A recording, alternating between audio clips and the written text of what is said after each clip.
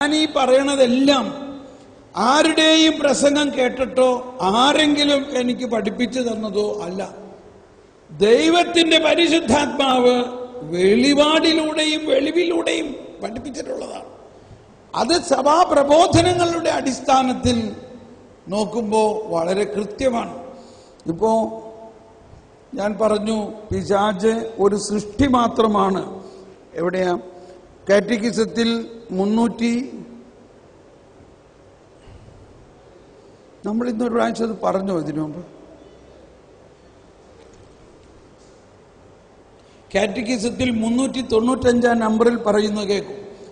എങ്കിലും പിശാചിന്റെ ശക്തി അനന്തമല്ല, അവനൊരു സൃഷ്ടി മാത്രമാണ്. പൂർണ്ണമായ അരൂപി എന്ന നിലയിൽ അവൻ ശക്തനാണെങ്കിലും അവൻ എന്നും ഒരു സൃഷ്ടിയാണ്. ദൈവരാജ്യത്തിന്റെ നിർമ്മിതി തടയാൻ അവൻ ശക്തനല്ല. അപ്പോ നമ്മള് പിശാചിന് വലിയ ശക്തിയുണ്ടെന്ന് പറഞ്ഞുകൊണ്ട് പേടിച്ചിങ്ങനെ ഇരിക്കുകയാണെങ്കിൽ ദൈവരാജ്യം പ്രഘോഷിക്കാൻ പറ്റില്ല. ആ പേടിയിൽ നിന്നുണ്ടാകുന്ന പ്രഘോഷണമല്ല, പേടി കൊടുക്കുകയാണ്. അങ്ങോട്ടൊന്നും പോകണ്ടോ, വെറുതെ പിശാച് കയറി പിടിക്കും. അപ്പൊ നമ്മൾ എന്താ പ്രഘോഷിച്ചത്? പേടി പ്രഘോഷിച്ചു. മനസ്സിലായോ? ഇത് ഗുഡ്നെസ് ചാനലാണെങ്കിൽ ആ ഗുഡ്നെസ് ചാനലിൽ ഈ പേടി പ്രഘോഷിക്കണോ? നമ്മൾ ഓരോരുത്തരുടെയും ജീവിതത്തിന്റെ കരുത്തുണ്ടാകുന്നത് ഈ ഒറ്റ കാര്യം മനസ്സിലായാൽ മതി. പേടി ഉണ്ടാകേണ്ട ആവശ്യമില്ല. നമുക്ക് നമ്മുടെ ഉള്ളിൽ ദൈവമാണ്. അതാണ്. അപ്പോ ചിലർ പറയും, വെറുതെ ആവശ്യമില്ലാത്തതൊന്നും ഇടപെടണ്ടോ, ഈ പിശാച് കയറി പിടിച്ചാ പിന്നെ കർത്താവ് ശമിച്ചേനെ തന്നെ വെറുതെ വിട്ടിട്ടില്ല, പിന്നെയാണോ നമ്മളെ? അത് ശരിയാണല്ലോ. കർത്താവ് ശമിശിഹായെ പിശാചെ പരീക്ഷിക്കാൻ വന്നു, പിന്നെ നമ്മളെ പരീക്ഷിക്കാതിരിക്കോ? അപ്പൊ ഇങ്ങനെയാണ് അതിന്റെ അവതരണം. ചിലർ പറയാൻ, കർത്താവ് ശമിച്ചേനെ തന്നെ വെറുതെ വിട്ടിട്ടില്ല, പിന്നെ നിന്നെ വെറുതെ വിടുവോ? അതുകൊണ്ട് ഭയങ്കരമായിട്ട് പ്രൊട്ടക്ഷനൊക്കെ എടുക്കണം. എന്താ സംഭവിച്ചത്? എല്ലാവരും ശ്രദ്ധിച്ച് ഒന്ന് കൈവീശി കാണിച്ച്.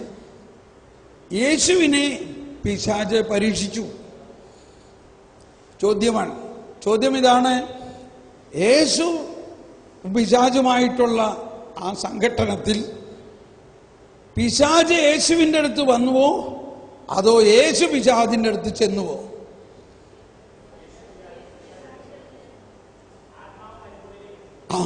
Very good. ഒരാൾ നേരത്തെ എല്ലാവരെയും സംരക്ഷിക്കാൻ വേണ്ടി മുൻകൂർ ജാമ്യത്തിൽ എന്ന് ഓരോന്ന് പറഞ്ഞുകൊണ്ടിരിക്കുകയാണ്. യേശുവിനെ ആത്മാവ് മരുഭൂമിയിലേക്ക് നയിച്ചു. എന്തിനു വേണ്ടി? പിശാചിനാൽ പരീക്ഷിക്കപ്പെടും. അപ്പൊ ഈ പരീക്ഷണം എന്ന് പറയുന്നത്, നമ്മുടെ നാട്ടില് ഭാരതത്തിന് ആറ്റമിക് പവർ ബോംബുണ്ടായി. ഇതുണ്ടാക്കിയിട്ട് അവിടെ ഗോഡൌണിൽ വെച്ചാൽ മതിയോ? ഇത് പരീക്ഷിക്കുമ്പോഴാണ്, ഇത് പൊട്ടിച്ച് കാണിക്കുമ്പോഴാണ് ലോകം മുഴുവനും മനസ്സിലാവുന്നത് ഭാരതം ഒരു ന്യൂക്ലിയർ പവർ രാജ്യമായി മാറിയിരിക്കുന്നു. ഇനി ഭാരതത്തിനെ നേരെ സൂക്ഷിക്കണം എന്ന പോലെയുള്ള അർത്ഥത്തിലാണ് പരീക്ഷണം എന്നിവിടെ കാണേണ്ടത്. അപ്പൊ ഭാരതം മരുഭൂമിയിലേക്ക് ഈ ന്യൂക്ലിയർ ബോംബുമായി പോയി ആ മരുഭൂമിയിൽ അതിനെ പൊട്ടിച്ചു. ലോകരാഷ്ട്രങ്ങൾ മുഴുവനും കണ്ടു. ഭാരതം ഇതിന്റെ നേരെ ഇനി പണ്ട് നമ്മൾ ഉദ്ദേശിച്ച മാതിരി ആക്രമിക്കാൻ പറ്റില്ല. എന്ന പോലെ തന്നെ ദൈവരാജ്യത്തിന്റെ നടപ്പാക്കലിനായിട്ട് വന്ന യേശു ദൈവരാജ്യം ഉദ്ഘാടനം ചെയ്യുകയാണ്. എന്താണ് ദൈവരാജ്യത്തിന്റെ പ്രവർത്തനം എന്ന് പറയുന്നത്? പ്രഥമമായ പ്രവർത്തനം പിശാചിന്റെ രാജ്യത്തെ അവസാനിപ്പിക്കുക എന്നുള്ളതാണ്. പിശാചിനെയും പിശാചിന്റെ പ്രവർത്തനങ്ങളെയും നിർവീര്യമാക്കുകയും പരാജയപ്പെടുത്തുകയും അവസാനിപ്പിക്കുകയുമാണ് യേശു വന്നതിന്റെ പ്രധാന ഒരു സംഭവം.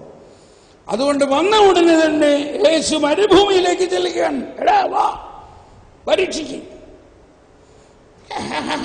പിശാച് പറയാണ്, നീ ദൈവപുത്രനാണെന്നും പറഞ്ഞിങ്ങനെ ഉപവസിച്ചിരിക്കണ്ട, എന്താ ആവശ്യം? ആ കല്ലിനോട് അപ്പമാകാൻ പറഞ്ഞ ഇപ്പൊ അപ്പമാകൂലേ?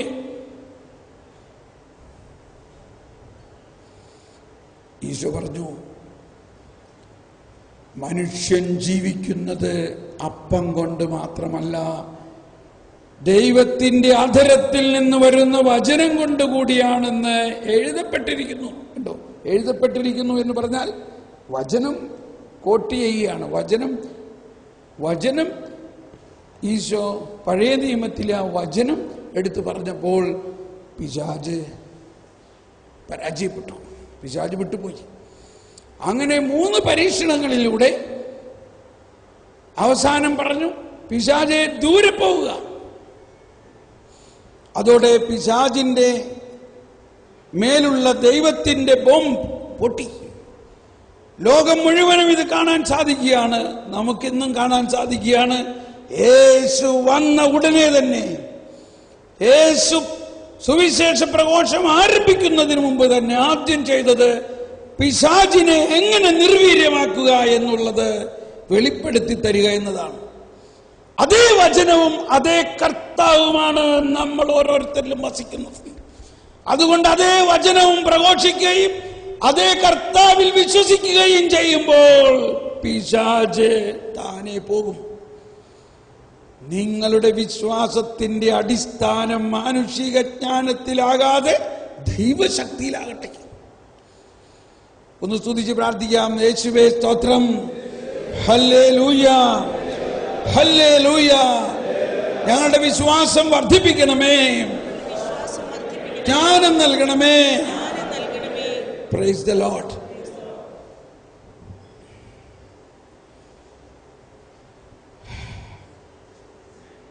ജ്ഞാനത്തിന്റെ പുസ്തകത്തിൽ 6-ാം അധ്യായത്തിൽ 11-ാമത്തെ വചനം നമ്മൾ ഇന്ന് കേട്ടു. അത് പറയുന്നത് എന്താ? എന്റെ വചനങ്ങളിൽ അഭിലാഷം അർപ്പിക്കുവിൻ, അവയോട് തീവ്ര അഭിനിവേശം കാണിക്കുവിൻ, നിങ്ങൾക്ക് ജ്ഞാനം ലഭിക്കും. ഒന്നെല്ലാവരും ഒന്ന് ഏറ്റു പറയാം.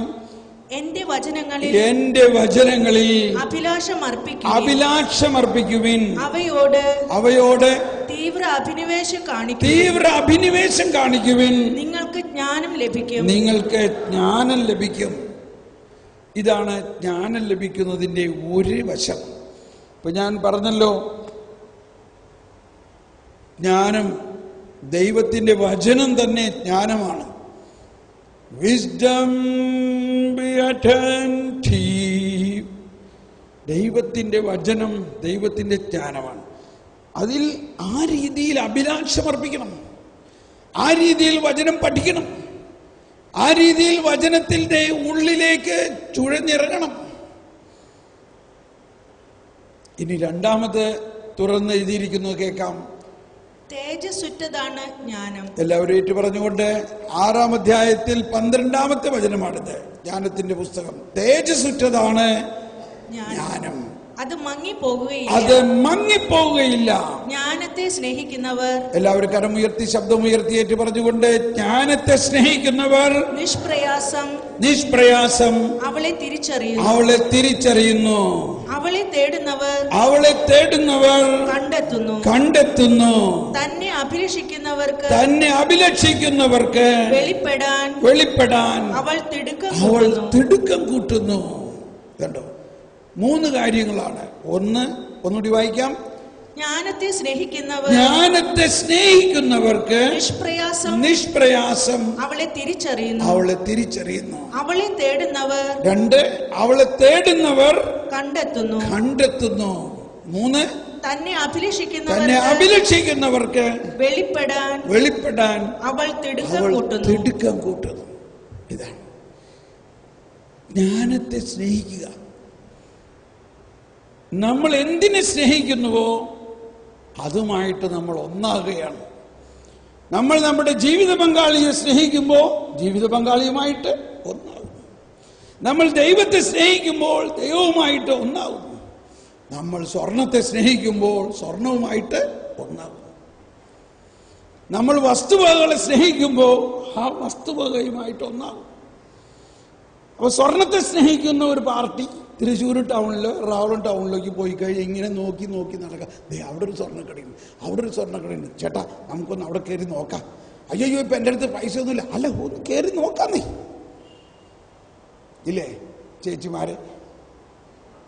അപ്പോഴേ മനസ്സിലായി ഇയാൾ ആ സ്വർണ്ണക്കടയിൽ കയറിയാൽ പിന്നെ പ്രശ്നമായി. അപ്പൊ എന്തുകൊണ്ടാ? സ്വർണത്തെ സ്നേഹിക്കുന്നത് കൊണ്ട്. അപ്പൊ നമ്മൾ എന്തിനെ സ്നേഹിക്കുന്നുവോ അതിലേക്ക് നമ്മൾ അതിനെ അന്വേഷിക്കും, അതിന്റെ ബോർഡ് നോക്കും, അതിനെ ആകർഷിക്കപ്പെടും. ജ്ഞാനത്തെ സ്നേഹിക്കുമ്പോൾ ജ്ഞാനത്തിന്റെ പ്രവർത്തനങ്ങളെല്ലാം നമ്മൾ നിരീക്ഷിച്ചു കൊണ്ടിരിക്കും. ഞാൻ പറഞ്ഞല്ലോ, ഞാൻ ചെറുപ്പം മുതലേ അല്ലെങ്കിൽ ഒരു യുവത്വം മുതലേ ജ്ഞാനത്തെ സ്നേഹിച്ചിരുന്നു. അതുകൊണ്ട് ഞാൻ അന്ന് വിവാഹം കഴിക്കുന്നതിന് മുമ്പ് ഞാൻ പറഞ്ഞു, എൻ്റെക്ക് ഒരു മകളുണ്ടാകുകയാണെങ്കിൽ അവളെ ജ്ഞാനെന്ന് പേരിടണം. ഇന്ന് ഞാൻ ചിന്തിക്കുമ്പോൾ ജ്ഞാനത്തെ സ്നേഹിക്കുന്നതിൻ്റെ ഒരടയാളമല്ലേ. അങ്ങനെ വിവാഹം കഴിഞ്ഞപ്പോൾ ഞാൻ ഭാര്യയോട് പറഞ്ഞു, നമുക്കൊരു മകളുണ്ടാകുമ്പോൾ അവൾക്ക് ജ്ഞാനെന്ന് പേരിടണം. അപ്പൊ ഭാര്യ ചിരിച്ചു, എങ്ങനെയാ ജ്ഞാനം എന്നൊക്കെ പേരിടണേ? അല്ലെങ്കിൽ അതിൻ്റെ അടുത്തുള്ള എന്തെങ്കിലും പേര്. അങ്ങനെ ഞങ്ങളുടെ ആദ്യ കുഞ്ഞു മകളാണ്. അവളെ വിദ്യ എന്ന് പേരിട്ടു. ഈ ഉദ്ദേശത്തിലാണ് ജ്ഞാനം. ഇന്ന് അവള് തിയോളജി പഠിച്ച് ഡിഗ്രിയും പോസ്റ്റ് ഗ്രാജുവേഷൻ ലൈസൻഷ്യേറ്റും എടുത്ത ഒരു തിയോളജിയനാണ്. അപ്പോൾ നമ്മുടെ ജീവിതത്തിൽ ജ്ഞാനത്തെ സ്നേഹിക്കാൻ തുടങ്ങിയാൽ നമ്മുടെ വഴിയിൽ വളരെ പ്രത്യേക ഒരു വഴിയായിരിക്കും അത്. ഈ ഭൗതികമായ ജ്ഞാനത്തിന് നമുക്ക് യാതൊരു അർത്ഥവും പിന്നെ തോന്നില്ല. ആത്മീയമായ ജ്ഞാനത്തെ ഒരു വലിയ സ്നേഹം തോന്നും. അപ്പോൾ ഒന്ന് സ്നേഹിക്കുക, രണ്ട് ജ്ഞാനം തേടുക, ജ്ഞാനത്തെ അഭിലഷിക്കുക. അപ്പൊ ഇതെല്ലാമാണ് ജ്ഞാനം ലഭിക്കുന്നതിന്. ഇനി അടുത്ത വചനമാണ് 6:14 പറയുന്നത്. എല്ലാവരും ഒന്നേറ്റ് പറഞ്ഞേ. പ്രഭാതത്തിൽ ഉണർന്ന് അവളെ തേടുന്നവർ പ്രയാസം കൂടാതെ അവളെ കണ്ടുമുട്ടും. അവൾ വാതിൽക്കൽ തന്നെ കാത്തു നിൽപ്പുണ്ട്. ഒന്ന് കരമുയർത്തി എല്ലാവരും ഏറ്റു പറഞ്ഞുകൊണ്ട്, പ്രഭാതത്തിൽ ഉണർന്ന് അവളെ തേടുന്നവർ പ്രയാസം കൂടാതെ അവളെ കണ്ടുമുട്ടും. അവൾ വാതിൽക്കൽ കാത്തു നിൽപ്പുണ്ട്. Praise the Lord. ഇത് വളരെ ഷുവറാണ്. ഇനി പ്രഭാതം എന്ന് പറഞ്ഞാൽ എത്ര മണിക്കാ? 8 മണിക്കല്ല, 6 മണിക്കും അല്ല. ഞാനൊരു സാധാരണഗതിയിൽ 4 മണിക്കാണ് ഈ പ്രഭാതം എന്ന് പറയുന്നത്. സൂര്യൻ ഉദിക്കുന്നതിന് മുൻപ് ജ്ഞാനം നമ്മളിൽ ഉദിക്കണം. ഈ ദൈവജ്ഞാനമാകുന്ന സൂര്യൻ നമ്മളിൽ ഉദിച്ച് കണ്ടിട്ട് വേണം സൂര്യൻ ഉദിക്കാൻ. സൂര്യൻ ഉദിക്കുമ്പോൾ കാണേണ്ടത് നമ്മളിൽ ഉദിച്ചു നിൽക്കുന്ന ജ്ഞാനത്തെയാണ്. സ്നേഹമുള്ളവരെ, ഞാനൊരു കാലത്ത് 7 മണിക്കൊക്കെ എണീറ്റിരുന്ന ആളായിരുന്നു. പക്ഷേ ആരോ എന്നെ കാത്ത് രാവിലെ എൻ്റെ കിടക്കറയിൽ തന്നെ ഇരിപ്പുണ്ടെന്ന്. എന്റെ കിടപ്പറയുടെ വാതിക്കൽ പ്രഭാതത്തിൽ തന്നെ എന്നെ കാത്താരോ നിൽക്കുന്നുണ്ട്. ഇത് വലിയൊരു രഹസ്യമാണ്, സത്യമാണ്, യാഥാർത്ഥ്യമാണ്. നാളെ തന്നെ നിങ്ങളിത് നോക്കണം. അത് മനസ്സിലായതോടെ എല്ലാ ദിവസവും 4 മണിക്ക് ഞാൻ ചാടി എഴുന്നേക്കും. കാരണം എന്നെ കാത്താരോ അവിടെ നിൽക്കുന്നുണ്ട്. ഒന്ന് വായിച്ചൊന്നുകൂടി. പ്രഭാതത്തിൽ ഉണർന്ന് അവളെ തേടുന്നവർ പ്രയാസം കൂടാതെ അവളെ കണ്ടുമുട്ടും. ഇത് വലിയ ഒരു വിജയമാണ് സ്നേഹമുള്ളവരെ. ഇതൊരുപക്ഷെ പെട്ടെന്നായില്ലെങ്കിലും സാവധാനം ഇതിലേക്ക് നമ്മൾ പ്രവേശിക്കണം. പ്രഭാതത്തിൽ അല്പം സമയം നേരത്തെ ഉണർന്ന് അല്പസമയം ജ്ഞാനത്തിന് വേണ്ടി പ്രാർത്ഥിക്കുക. ദൈവമേ ജ്ഞാനം നൽകണേ. അല്ലെങ്കിൽ ജ്ഞാനത്തിന്റെ പുസ്തകത്തിലെ ഈ അധ്യായങ്ങൾ അല്പം വായിച്ച് ജ്ഞാനത്തിന് വേണ്ടി പ്രാർത്ഥിക്കുക. എനിക്ക് വേറൊരു പ്രാർത്ഥനാ സംവിധാനമുണ്ട്. ഈ 4 മണി പ്രാർത്ഥനയ്ക്ക് നിങ്ങൾക്ക് ആർക്കെങ്കിലും താല്പര്യമുണ്ടെങ്കിൽ ഞാനുമായിട്ട് ഒരു ഉടമ്പടി നടത്താവുന്നതാണ്. അതായത് നിങ്ങൾ ഈ ഉടമ്പടിയിൽ ഇപ്പോൾ കയറുകയാണെങ്കിൽ, ഈ കരാറിലേക്ക് നിങ്ങൾ വരികയാണെങ്കിൽ, രാവിലെ 4 മണിക്ക് നിങ്ങളെ എൻ്റെ ആത്മാവ് എണിപ്പിക്കും. നിങ്ങൾ എൻ്റെ ശബ്ദം കേട്ടുണരും. ഒന്ന് പരീക്ഷണാർത്ഥം നോക്കണോ? നാളെ 4 മണിക്ക് എത്ര പേര് എൻ്റെ ശബ്ദം കേട്ട് ഉണരണമെന്ന് ആഗ്രഹിക്കുന്നു? ആരെങ്കിലും ഇവിടെ ഉണ്ടോ? നാളെ രാവിലെ 4 മണിക്ക് അവർ കൈ ഉയർത്തിപ്പിടിക്കുക. നാളെ രാവിലെ 4 മണിക്ക് അലാറം അടിക്കുന്ന മാതിരി തോമസ് പോൾ ബ്രദറിന്റെ ശബ്ദം നിങ്ങളെ ഉണർത്തും. പരിശുദ്ധാത്മാവ് വഴിയുള്ള ഒരു നെറ്റ്വർക്കാണത്. മനസ്സിലായിട്ടുണ്ടോ? എല്ലാവരും കരമുയർത്തുക. എല്ലാവരും അല്ല, 4 മണിക്ക് നാളെ എണീക്കണമെന്ന് ആഗ്രഹമുള്ളവർ കരമുയർത്തുക. നമ്മളിപ്പോൾ പ്രാർത്ഥിക്കാൻ പോവുകയാണ്. നമ്മളിപ്പോൾ ഒരു കരാർ ചെയ്യാൻ പോവുകയാണ് കേട്ടോ. റെഡി? ശരിയല്ലേ? നീ എനിക്കോ നാളെ രാവിലെ ഈ കൊച്ചു പെണ്ണ്? ഓക്കെ. കരാറെഴുതിയാൽ പിന്നെ ഉറക്കം ഉണ്ടാവില്ല. 4 മണിക്ക് എഴുന്നേറ്റ് വെള്ളമൊന്നും ഉണ്ടാക്കരുത്. നാളെ രാവിലെ 4 മണിക്ക് നിങ്ങളെ തൽക്കാലം അങ്ങനെ ആകട്ടെ. ഓക്കെ, നാളെ ഒരു ദിവസം എണീറ്റ് നോക്കാം, എന്നിട്ട് നമുക്ക് മറ്റന്നാളത്തെ കാര്യം നോക്കാം. ഓക്കെ, നമ്മൾ പ്രാർത്ഥിക്കുകയാണ്. എല്ലാവരും ആത്മാർത്ഥമായി പ്രാർത്ഥിക്കുക. ദൈവമേ, പരിശുദ്ധാത്മാവേ, എന്നിലും ഇവരിലും വസിക്കുന്ന പരിശുദ്ധാത്മാവേ, അങ്ങ് ഞങ്ങൾക്ക് നൽകിയിരിക്കുന്ന അഭിഷേകം അനുസരിച്ചും 4 മണിക്ക് ജ്ഞാനം ഞങ്ങളുടെ വാതിക്കൽ കാത്തു നിൽക്കുന്നത് ഇതാ ഞങ്ങളുടെ ഒരു കൂട്ടായ്മയായിട്ട് നാളെ രാവിലെ 4 മണിക്ക് എന്റെ ശബ്ദം ഒരു അലാറം പോലെ ഇവരെല്ലാവരെയും വിളിച്ചുണർത്തണമേ പരിശുദ്ധാത്മാവേ. സമ്മതിച്ചോ? സമ്മതിച്ചോ? സമ്മതിച്ചു. പരിശുദ്ധാത്മാവ് സമ്മതിച്ചു എന്നാ പറഞ്ഞത്. മനസ്സിലായോ? ഹല്ലേലൂയ. കണ്ട, വ്യത്യസ്തമായ പ്രാർത്ഥനകളാണ്. എനിക്കറിയാം ഒരുപാട് പേര് ഇങ്ങനെ ഉണർത്തുന്നുണ്ട്. യൂറോപ്പിലെല്ലാം ചില അമ്മാമ്മമാരെ എന്നെ കാണുമ്പോൾ പറയും, തോമസ് പോളെ 4 മണിക്ക് നമ്മൾ തമ്മിൽ കാണുന്നുണ്ട്. അപ്പോ ദൈവാത്മാവ് എന്നിൽ വസിക്കുന്നു, നമ്മളിലും വസിക്കുന്നു, നിങ്ങളിലും വസിക്കുന്നു. ഇത് തമ്മിൽ ഒരു ടീം വ്യൂവർ പോലെ സെറ്റ് ചെയ്തിരിക്കുകയാണ്. കമ്പ്യൂട്ടർ സെറ്റ് ചെയ്തിരിക്കുകയാണ് നമ്മളുടെ. 4 മണിക്ക് നിങ്ങളെ ഉണർത്തും. അപ്പോ 4 മണിക്ക് ഉണർന്നാൽ തിരിഞ്ഞു കിടന്ന് ഉറങ്ങരുത്. എന്തിനാ 4 മണിക്ക് ഉണർത്തണേ? ജ്ഞാനം വാതിക്കൽ കാത്തു നിൽക്കുന്നു. ജ്ഞാനം കാത്തു നിൽക്കുന്നു. ഉടനെ നിങ്ങൾ പ്രാർത്ഥിക്കേണ്ടത്, പരിശുദ്ധാത്മാവേ ജ്ഞാനം നൽകണേ, എനിക്ക് ജ്ഞാനം നൽകണേ എന്ന് പ്രാർത്ഥിച്ചാൽ മതി. വേറൊന്നും പ്രാർത്ഥിക്കണ്ട. ജ്ഞാനം, ജ്ഞാനം, ജ്ഞാനം. ബൈബിൾ അടുത്ത് വയ്ക്കുക. പറ്റുമെങ്കിൽ ജ്ഞാനത്തിന്റെ പുസ്തകം 6, 7, 8, 9 4 അധ്യായങ്ങൾ വായിക്കുക. എന്നിട്ട് പിന്നെ കിടന്നുറയ്ക്കോ. അത് കഴിഞ്ഞിട്ട് വീണ്ടും കിടന്നുറങ്ങാം.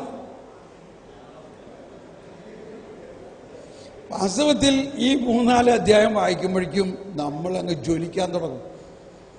നമ്മൾ ജ്ഞാനം കൊണ്ട് നിറയാൻ തുടങ്ങും. നമുക്ക് ഭയങ്കര ഐഡിയകൾ വരാൻ തുടങ്ങും. പുതിയ പുതിയ കാര്യങ്ങൾ തോന്നാൻ തുടങ്ങും. പല കാര്യങ്ങളുടെയും വെളിപ്പെടുത്തലുകൾ കിട്ടും. ഇന്നേ വരെ നമ്മൾ ചിന്തിച്ച് വിഷമിച്ചിരുന്ന പല കാര്യങ്ങൾക്കും ഉത്തരങ്ങൾ കിട്ടും. Praise the Lord. ഇത് വലിയ കാര്യമാണത്. അപ്പൊ ദൈവത്തിന്റെ ജ്ഞാനമാണ് നമ്മുടെ സകല പ്രശ്നങ്ങൾക്കും ഉത്തരം മുൻകൂട്ടി ഉണ്ടാക്കി വെച്ചിട്ടുണ്ട്. നമ്മള് അത് ഡൗൺലോഡ് ചെയ്യാഞ്ഞിട്ടാ. അപ്പൊ ഈ 14, 6, 14 വളരെ ശ്രേഷ്ഠമാണ്.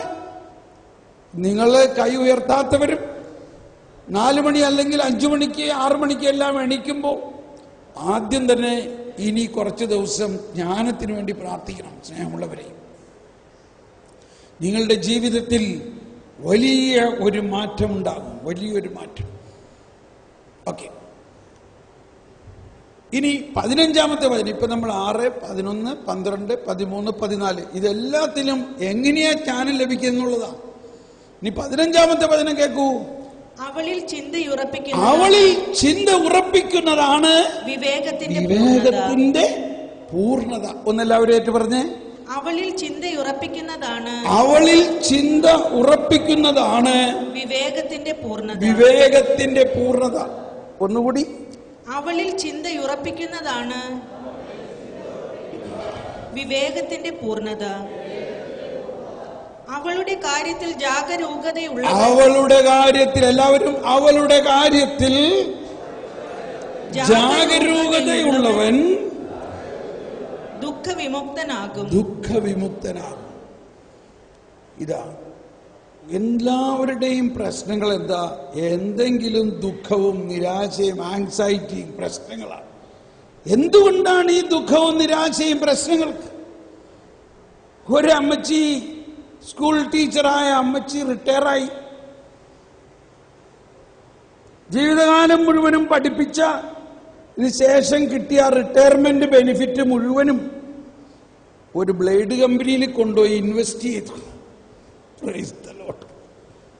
2 വർഷം കഴിഞ്ഞപ്പോ കമ്പനി പൊളിഞ്ഞു, കാശ് മുഴുവനും പോയി. ഈ എന്താ ഇവിടെ അങ്ങനെ പൊളിഞ്ഞവരുണ്ടോ?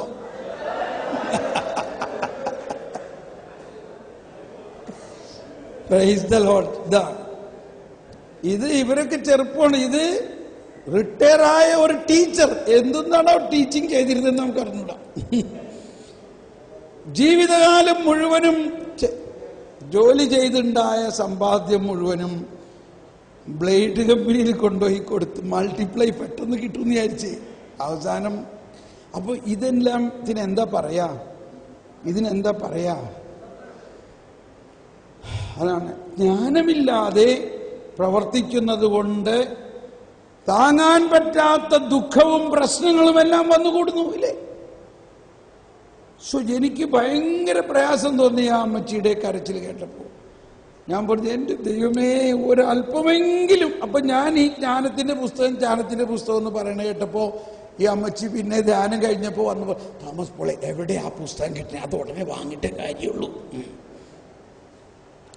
അയ്യോ അമ്മച്ചി, അത് അമ്മച്ചിയുടെ ബൈബിളിൽ തന്നെയുണ്ട്. ഈ ബൈബിളിന്റെ അകത്ത് വേറൊരു പുസ്തകം ഉണ്ടെന്നോ? ജ്ഞാനത്തിന്റെ പുസ്തകം. ക്ഷമിക്കണം കർത്താവ്, ഞാനിത് തമാശ രൂപത്തിൽ പറയണതാണെന്ന് വിചാരിക്കണ്ടോ. എൻ്റെ സ്നേഹമുള്ളവരെ, നമ്മളിൽ ഒരുപാട് ആളുകൾക്ക് ബൈബിളിൽ ജ്ഞാനത്തിന്റെ പുസ്തകമുണ്ട് എന്ന് അറിവില്ല. അത് വായിച്ചിട്ടുമില്ല, അതിനുവേണ്ടി പ്രാർത്ഥിച്ചിട്ടുമില്ല.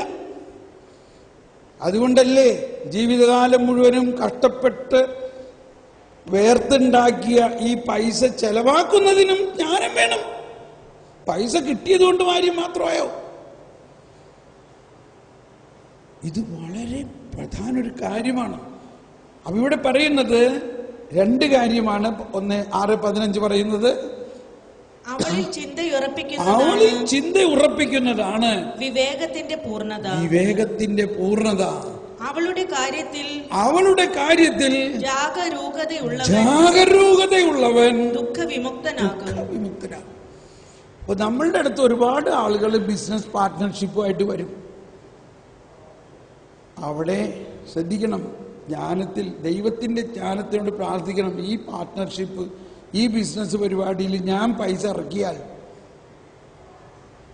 എന്താ അവര് പറയുന്ന വാഗ്ദാനങ്ങൾ? ഇത് സാർ ഇത്ര പൈസ തന്നു കഴിഞ്ഞാൽ 6 മാസത്തിനകത്ത് ഞാനിത് ഡബിളാക്കി തരാണെന്നേ ഗ്യാരണ്ടി. നല്ല ഐഡിയ ആണല്ലോ. ഇപ്പൊ നമ്മൾ ജ്ഞാനത്തിനോട് ചോദിക്കണം. ഇന്ന് നമ്മളുടെ ഒരുപാട് ആളുകളുടെ പ്രയാസങ്ങൾ ഇങ്ങനെ ജ്ഞാനമില്ലാതെ ബിസിനസ്സിൽ ഇൻവെസ്റ്റ്മെന്റ് ചെയ്ത് ഉള്ള കാശും അതിന്റെ കടവും ബാധ്യതയുമായിട്ട് ഇങ്ങനെ നടക്കുകയാണ്. അപ്പോ ദുഃഖവിമുക്തരാകുന്നതിനെ, ഇതിപ്പോ ഒരു ഉദാഹരണം ഞാൻ പറഞ്ഞു. ഇത് ഒരുപാട് ഇതിനനുസരിച്ച് നിങ്ങൾക്ക് കാണാം. എന്തോരം പേരാണ് വിഡ്ഢിത്തരങ്ങൾ ചെയ്തത് കൊണ്ടല്ലേ പ്രശ്നങ്ങൾ. നമ്മളുടെ വസ്തു വേറൊരാൾക്ക് ജാമ്യം നിന്നു ഇല്ലേ? എത്ര പേർക്കാണ് അങ്ങനെ പ്രശ്നം ഉണ്ടായിരിക്കുന്നത്? അപ്പോ ഇതെല്ലാം ദുഃഖവിമുക്തനാകണമെങ്കിൽ, ഇനി ഇങ്ങനെ സംഭവിച്ചു പോയി എങ്കിലും ജ്ഞാനത്തിന് വേണ്ടി പ്രാർത്ഥിക്കുമ്പോൾ ഇതിൽ നിന്ന് എങ്ങനെ കരകയറാമെന്നതും നമുക്ക് മനസ്സിലാവും. ഇപ്പൊ ഞാനിതൊരു ഉദാഹരണമായിട്ട് പറഞ്ഞതാണ്, ഈ ഭൗതികമായ ഒരു കാര്യം. പക്ഷേ നമ്മളുടെ ഉന്നമനം ആത്മീയമായ കാര്യങ്ങൾക്കും കൂടി വേണ്ടിയാണ്. അപ്പൊ ഇപ്പോ 11, 12, 13, 14, 15 ഈ 5 വചനങ്ങളിലൂടെ 7 തരത്തിൽ ജ്ഞാനം സമ്പാദിക്കുന്നതിനെ കുറിച്ച് പറഞ്ഞിട്ടുണ്ട്. ഈ 5 വചനങ്ങളിലൂടെ 7 തരത്തിൽ. ആദ്യം ദൈവത്തിന്റെ വചനത്തിലൂടെ ജ്ഞാനം ലഭിക്കുന്നു. ജ്ഞാനത്തെ സ്നേഹിക്കുമ്പോൾ ജ്ഞാനം ലഭിക്കുന്നു. ജ്ഞാനത്തെ തേടുമ്പോൾ ജ്ഞാനം സേവിക്കുന്നു.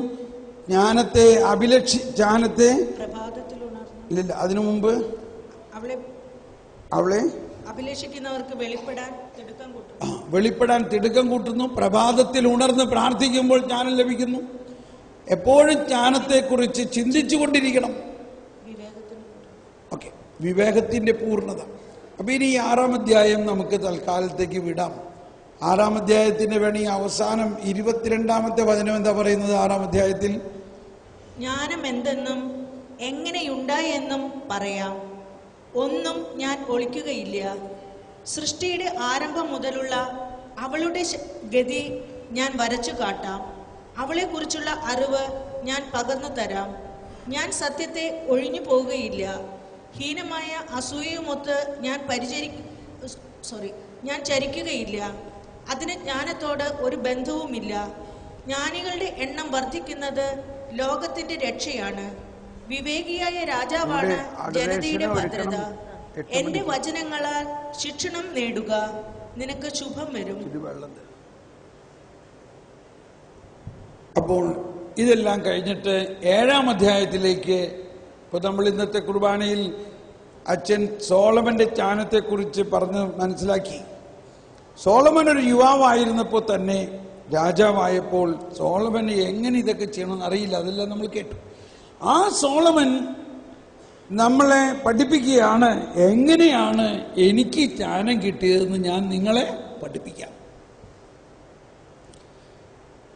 നമ്മളതിൻ്റെ ഷോർട്ടായിട്ട് നോക്കുകയാണെങ്കിൽ 7-ാം അധ്യായത്തിൽ 1ഉം 2ഉം വചനത്തിൽ പറയുന്നത്, സോളമൻ പറയുന്നത്, ഞാനും നിങ്ങളും തമ്മിൽ ഒരു വ്യത്യാസമില്ല. ജനിക്കുമ്പോൾ ഞാനും നിങ്ങളെ പോലെ തന്നെയാണ്. ഇതാണ് വിശ്വസിക്കാൻ നമുക്ക് ബുദ്ധിമുട്ടൊന്ന് വായിച്ചേ. എല്ലാവരെയും പോലെ ഞാനും മർത്യനാണ്, മണ്ണിൽ നിന്നുള്ള ആദ്യ സൃഷ്ടിയുടെ പിൻഗാമി. മാതൃഗർഭത്തിൽ ഞാൻ ഉരുവായി. ദാമ്പത്യത്തിന്റെ ആനന്ദത്തിൽ പുരുഷ ബീജത്തിൽ നിന്ന് ഞാൻ ഉരുവായി. ദാമ്പത്യത്തിന്റെ ആനന്ദത്തിൽ പുരുഷ ബീജത്തിൽ നിന്ന് ജീവൻ ലഭിച്ച് 10 മാസം കൊണ്ട് അമ്മയുടെ രക്തത്താൽ പുഷ്ടി പ്രാപിച്ചു. ഓക്കെ, മതി. അതായത് നമ്മളെല്ലാവരും ജനിക്കുമ്പോൾ ഒരുപോലെയാണെന്നാണ് സോളമന്റെ ജ്ഞാനം പറയുന്നത്. ഇനി 7-ാമത്തെ അധ്യായത്തിൽ 7-ാമത്തെ വചനം മുതൽ നമുക്കൊന്ന് വായിക്കാം. ഞാൻ പ്രാർത്ഥിച്ചു, എല്ലാവരും കരമുയർത്തി. ഞാൻ പ്രാർത്ഥിച്ചു, എനിക്ക് വിവേകം ലഭിച്ചു. എനിക്ക് വിവേകം ലഭിച്ചു. ഞാൻ ദൈവത്തെ വിളിച്ചപേക്ഷിച്ചു, ഞാൻ ദൈവത്തെ വിളിച്ചപേക്ഷിച്ചു. ജ്ഞാന ചൈതന്യം എനിക്ക് ലഭിച്ചു. ജ്ഞാന ചൈതന്യം.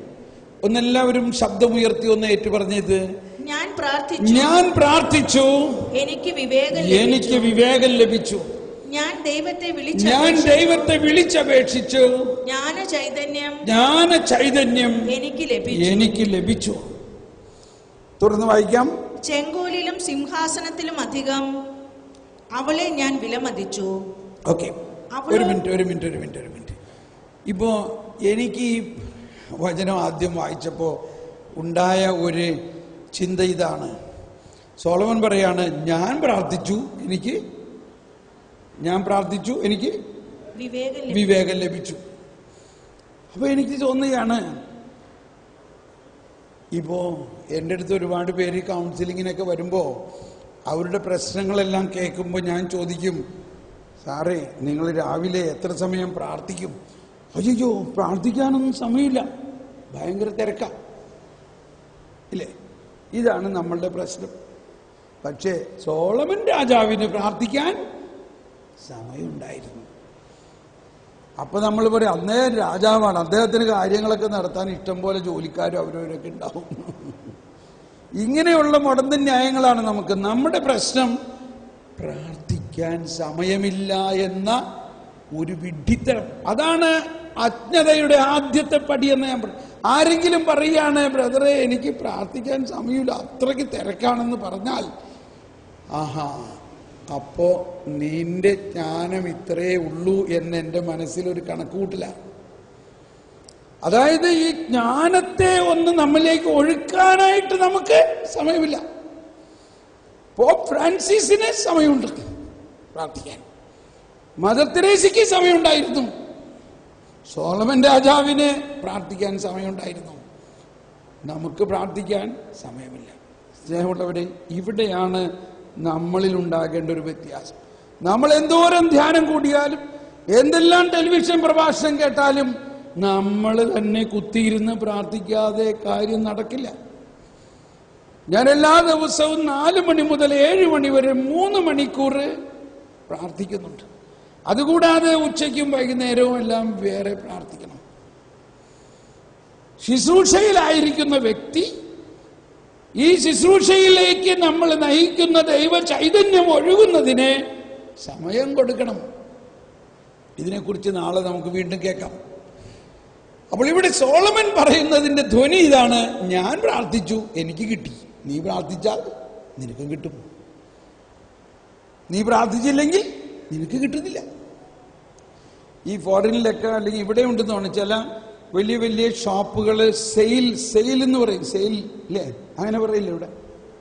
സെയിൽ എന്ന് പറഞ്ഞാൽ അവിടെയുള്ള സ്റ്റോക്ക് ക്ലിയർ ആക്കാൻ വേണ്ടി ഓപ്ഷൻ ഇടും. അപ്പോൾ ആളുകൾ ഇത്ര സ്റ്റോക്കുള്ളൂ, വേഗം വിട്ടുമല്ല. അന്ന് 5 മണി മുതൽ ഈ ഷോപ്പിന്റെ മുമ്പിൽ ക്യൂ ആണ്. ഇതാണ് സെയിലാണ്. വളരെ ചീപ്പായിട്ട് എന്തോ സാധനം സെയിലാക്കേണ്ടത് 5 മണിക്ക് പോയി അവിടെ ആൾക്കാർ ക്യൂ നിൽക്കുകയാണ്. ഇത് ജർമ്മനിയിലത്തെ അവസ്ഥയാണെങ്കിൽ ഇവിടുത്തെ അവസ്ഥ എന്തായിരിക്കും ആവും. പക്ഷേ കർത്താവ് ഈശോ മിശിഹായെ ഫ്രീ ആയിട്ട് കൊടുത്തിട്ട് അവിടെ ഒരു ക്യൂയും ഇല്ല. അവിടെ ക്യൂ ഇല്ല. ഏത് പള്ളിയിലാ ക്യൂ ഉള്ളത്? ജ്ഞാനം. പ്രഭാതത്തിൽ ഉണർന്ന് ജ്ഞാനത്തിന് വേണ്ടി പ്രാർത്ഥിക്കാൻ തുടങ്ങിയാൽ തന്നെ നമ്മുടെ ജ്ഞാനം. അപ്പൊ ഈ ബോധ്യത്തിലാണ് സോളമൻ പറയുന്നത്, ഞാൻ പ്രാർത്ഥിച്ചു, എനിക്ക് വിവേകം ലഭിച്ചു എന്ന് പറഞ്ഞ എല്ലാവരും, ഞാൻ പ്രാർത്ഥിച്ചു, എനിക്ക് കിട്ടി. നീ പ്രാർത്ഥിച്ചാൽ നിനക്ക് കിട്ടും എന്ന് പറഞ്ഞ എല്ലാവരും, ഞാൻ പ്രാർത്ഥിച്ചു, എനിക്ക് കിട്ടി. എനിക്ക് വിവേകം ലഭിച്ചു. നീ പ്രാർത്ഥിച്ചാൽ നിനക്ക് കിട്ടും. ഒരു സിമ്പിൾ കൺവിക്ഷൻ, ഞാൻ പ്രാർത്ഥിച്ചു, എനിക്ക് കിട്ടി. ഇനി വീണ്ടും സോളമൻ പറയുകയാണ്, അപ്പോൾ ഇത് പ്രാർത്ഥിച്ചാൽ കിട്ടുമെന്ന് പറയുന്നതും പ്രാർത്ഥിക്കാതിരുന്നാൽ കിട്ടില്ല എന്ന് പറഞ്ഞതിൻ്റെയൊക്കെ അർത്ഥം എന്താ? കർത്താവ് ഈശോ വന്നിട്ട് ഇടിച്ചു പൊളിച്ച് നമ്മളുടെ അകത്തേക്ക് ജ്ഞാനം ഒഴിക്കില്ല. നമ്മൾക്കൊരു ദാഹം ഉണ്ടാകുമ്പോഴേ ജ്ഞാനത്തിന് നമ്മളിൽ പ്രവേശിക്കാൻ പറ്റുള്ളൂ എന്ന് ഞാൻ രാവിലെ പറഞ്ഞു. അതായത് അതിന്റെ ഒപ്പോസിഷൻ എന്താണ്? അതിന്റെ എതിരായിട്ടുള്ള ഒരു കാര്യം എന്താ? എനിക്കൊക്കെ അറിയാം, എനിക്ക് ഇത്രയൊക്കെ അറിയാം, അത് മതി. പിന്നെ ജ്ഞാനം ഒഴുകുമോ നമ്മളിലേക്ക്? പിന്നെ ഒഴുകുമോ? അതാണ് അതിന്റെ പ്രശ്നം. അപ്പൊ പ്രാർത്ഥിക്കുക എന്ന് പറഞ്ഞാൽ നമ്മൾ, കർത്താവേ, നമ്മൾ എളിമപ്പെടുകയാണ്. കർത്താവേ, എനിക്കറിയില്ല, അങ്ങ് തരുന്നില്ലെങ്കിൽ എനിക്ക് ഈ അറിവ് കിട്ടില്ല, അതുകൊണ്ട് എനിക്ക് കൂടുതൽ അറിയണം എന്നുള്ള ഒരു തുറവി ആണ് പ്രാർത്ഥനയുടെ പ്രധാന കാര്യം. ഓക്കെ, ഇനി രണ്ടാമത്തെ കാര്യം, ഈ ജ്ഞാനത്തിന് അദ്ദേഹം സോളമൻ തന്റെ സിംഹാസനത്തിലും ചെങ്കോലിലും കൂടുതൽ വിലമതിച്ചു. വായിച്ചേ 7-ാം അധ്യായം 8-ാം വചനം. ചെങ്കോലിലും സിംഹാസനത്തിലും അധികം അവളെ ഞാൻ വിലമതിച്ചു. അവളോട് തുലനം ചെയ്യുമ്പോൾ ധനം നിസ്സാരമെന്ന് ഞാൻ കണക്കാക്കി. ഓക്കെ, ഇവിടെ പൊസിഷൻ, ചെങ്കോലും, ഇസ്രായേലിലെ രാജാവിന്റെ ആ ഓഫീസിനേക്കാൾ വലിയ ഒരു ഓഫീസ് ലോകത്തിലില്ല. എന്നാൽ ജ്ഞാനത്തെ തുലനം ചെയ്യുമ്പോൾ അദ്ദേഹം അതിനേക്കാൾ വിലമതിച്ചത് ജ്ഞാനത്തിനാണ്. പിന്നെ ധനം, സ്വർണത്തിനേക്കാളും രക്തങ്ങളെക്കാൾ കൂടുതൽ വിലമതിച്ചു. പിന്നെ അടുത്ത് പറഞ്ഞിരിക്കുന്നത് സൗന്ദര്യം, അതിനേക്കാൾ വിലമതിച്ചു. ആരോഗ്യത്തെക്കാൾ വിലമതിച്ചു. ഇതെന്താണ് ഇപ്പൊ ഈ ജ്ഞാനം? അങ്ങനെ അവസാനം 7:12 പറയുകയാണ്, എല്ലാവരും കരമുയർത്തി ശബ്ദം ഉയർത്തിയേറ്റ് പറഞ്ഞുകൊണ്ട്, എണ്ണമറ്റ ധനവും എനിക്ക് ലഭിച്ചു. അവയിലെല്ലാം ഞാൻ സന്തോഷിച്ചു. അപ്പൊ ജ്ഞാനത്തിന് വേണ്ടി പ്രാർത്ഥിച്ചപ്പോൾ ജ്ഞാനവും കിട്ടി, എല്ലാ ധനവും കിട്ടി. അതൊരു ബോണസുമായി തോന്നണ്ടില്ലേ ജ്ഞാനത്തിന് വേണ്ടി പ്രാർത്ഥിക്കാൻ. എന്നിട്ട് അവസാനം പറയുകയാണ്, ജ്ഞാനമാണ് അവയെ നയിക്കുന്നത്, എങ്കിലും അവളാണ് അവയുടെ ജനനി എന്ന് ഞാൻ ഗ്രഹിച്ചില്ല. അപ്പൊ ഇത് ചിലപ്പോ ഇപ്പൊ മനസ്സിലാവണമെന്നില്ല, എങ്കിലും ഞാൻ പറയാം. സോളമന് തന്നെ ഇത് മനസ്സിലായത് കുറെ വർഷങ്ങൾ പ്രാർത്ഥിച്ചു കഴിഞ്ഞപ്പോഴാണ്. എന്താ മനസ്സിലായത്? അവളാണ് അതിന്റെ ജനനി എന്ന്. അതായത് ജ്ഞാനം നമ്മളിലേക്ക് ധാരാളം ലഭിച്ചു കഴിഞ്ഞാൽ ആ ജ്ഞാനം ഉപയോഗിച്ച് നമ്മൾ ജോലി ചെയ്യാം എന്നതാണ് നമ്മുടെ ഒരു ചിന്ത, ഇല്ലേ? ഒന്നെല്ലാവരും കൈവീശിയേ. ഓ ദൈവമേ, ഈ സമയം ഓക്കെ. അപ്പൊ ജ്ഞാനം നമുക്ക് ലഭിച്ചാൽ ജ്ഞാനം ഉപയോഗിച്ച് നമുക്ക് കുറെ കാര്യങ്ങൾ ചെയ്യാം എന്നതാണ് സാധാരണ നമ്മൾ ചിന്തിക്കുന്നതെങ്കിൽ അങ്ങനെയല്ല. അതാണ് പറയുന്നതിന്റെ അർത്ഥം. അവളാണ് അതിന്റെ ജനനി എന്ന് എനിക്ക് പിന്നെ മനസ്സിലായത്. എന്ന് പറഞ്ഞാൽ ജ്ഞാനം നമുക്ക് ലഭിച്ചു കഴിഞ്ഞാൽ ആ ജ്ഞാനം നമ്മളെ ഉപയോഗിച്ച് പ്രവർത്തിക്കും. നമ്മൾ ആ ജ്ഞാനത്തിന്റെ കയ്യിലെ ഒരു പെൻസിൽ മാതിരി അങ്ങ് വിട്ടുകൊടുത്താൽ മതി. ജ്ഞാനം നമ്മളെ ഉപയോഗിച്ച് പ്രവർത്തിക്കാൻ തുടങ്ങിക്കഴിഞ്ഞാൽ പിന്നെ പിടികിട്ടില്ല. Praise the Lord. ഈ ഒരു ബോധ്യമാണ് അവസാനം സോളമൻ പറയുന്നത്. അവളാണ് ഇതിന്റെ ജനനി എന്ന് പിന്നീടാണ് എനിക്ക് മനസ്സിലായത്. ഇത് 2 ദിവസം കഴിയുമ്പോൾ ചിലപ്പോൾ മനസ്സിലായേക്കും. ഇപ്പൊ ഇത് മനസ്സിലാവില്ല. കുറെ ജ്ഞാനത്തിന് വേണ്ടി പ്രാർത്ഥിക്കുമ്പോൾ മനസ്സിലാവും. ഇനി അടുത്ത വചനം 6:14 പറയുന്നത് ഇതാണ്, അത് മനുഷ്യർക്ക് അക്ഷയനിധിയാണ്. എല്ലാവരും കരമുയർത്തി ശബ്ദമുയർത്തി, അത് മനുഷ്യർക്ക് അക്ഷയനിധിയാണ്.